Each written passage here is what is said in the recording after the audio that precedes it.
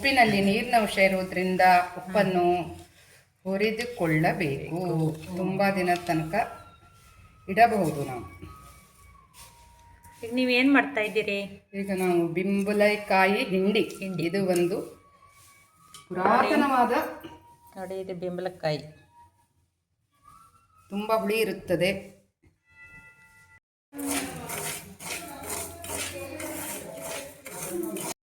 ಹುರಿಯುವುದು ಮೆಂತೆ ಮತ್ತು ಹಿಂಗನ್ನು ಉಪ್ಪನ್ನು ಇಷ್ಟು ಹುರಿದಿಟ್ಕೊಳ್ಬೇಕು. ಇಷ್ಟು ಬೆಂಬಲಕಾಯಿಗೆ 2 ಚಮಚ ಮೆಂತೆ, ಒಂದು ಇಂಗು.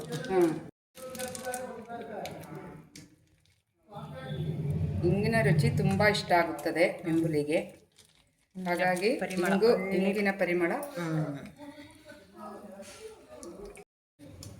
ಮಿಕ್ಸಿ ಜಾರನ್ನು ಈ ರೀತಿ ಚೆನ್ನಾಗಿ ಒಣಗಿಸಿಕೊಳ್ಳಬೇಕು.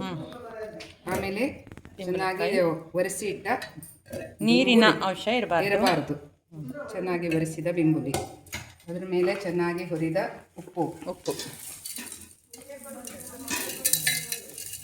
ಎಲ್ಲ ಕಣ್ಣಿನ ಅಳತೆಯಲ್ಲೇ ಹಾಕುವುದು. ಕಣ್ಣಿನ ಅಳತೆಯಲ್ಲೇ ಹಾಕೋದು. ಹಾಗೆ ಕಣ್ಣಳತೆ ರೂಢಿ. ಈಗ ಹುರಿದಿಟ್ಟ ಇಂಗು ಮತ್ತು ಮೆಂತೆ. ಇದು ನೀರು ಬಿಟ್ಟ ಮೇಲೆ ಒಣಮೆಣಸು, ಮೆಣಸಿನಕಾಯಿ, ಈ ಖಾರಕ್ಕೆ ತಕ್ಕಷ್ಟು ಮೆಣಸು, ಅದಕ್ಕೆ ತಕ್ಕಷ್ಟು ಮೆಣಸು. ಈ ಮೆಣಸು ನಂಗೊಂಚೂರು ಹಾಕು.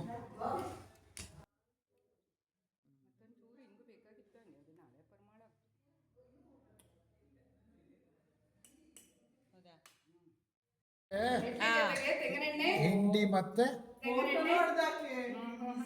ತೆಂಗಿನೆಣ್ಣೆ, ಇದು ಒಳ್ಳೆ ಕಾಂಬಿನೇಷನ್. ಟೇಸ್ಟ್ ನೋಡ್ಲಿಕ್ಕೆ ಸ್ಪೆಷಲ್ ಗೆಸ್ಟ್ ಬಂದಿದ್ದಾರೆ.